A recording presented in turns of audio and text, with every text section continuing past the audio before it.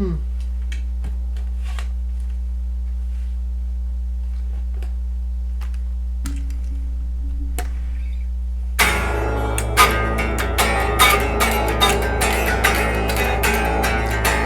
the legend lives on from the Chippewa down to the big lake they call Gitchagumi.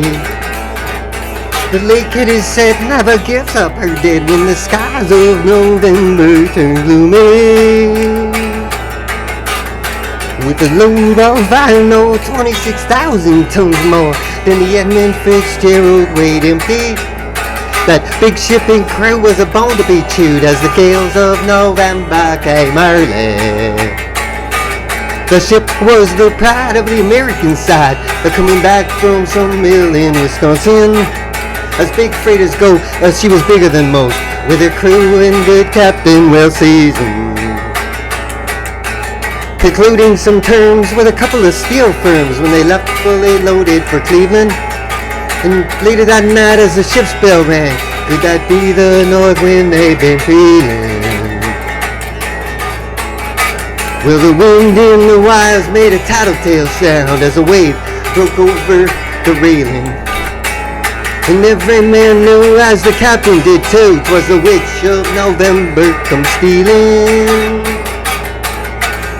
Dawn came late and breakfast had to wait as the gales of November came slashing.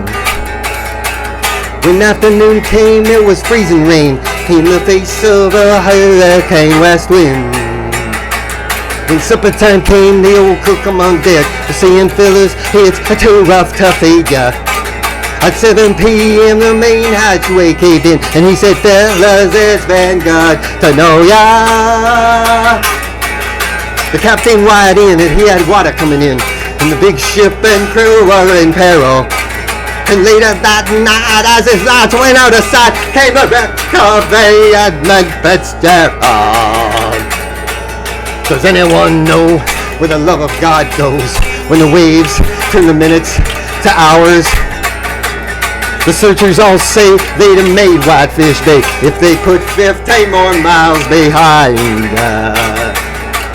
They may have split up, they may have capsized, they may have broke deep and took water, but all that remains are the faces and the names of their wives and their sons and their daughters.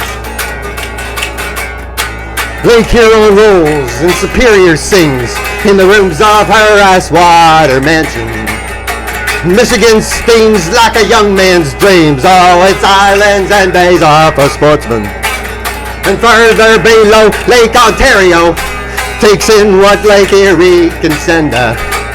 And the iron boats go, as the mariners all know, with the gales of November, remember. In the musty old hall in Detroit they prayed, in the Maritime Sailors Cathedral.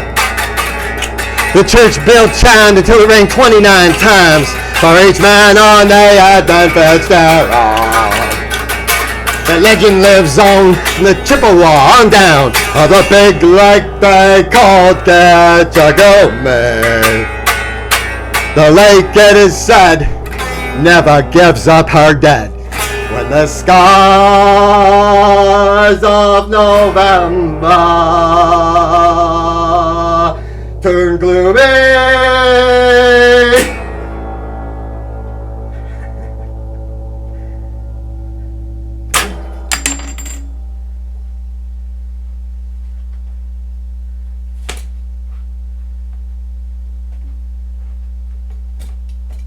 It's one of those nights out there tonight.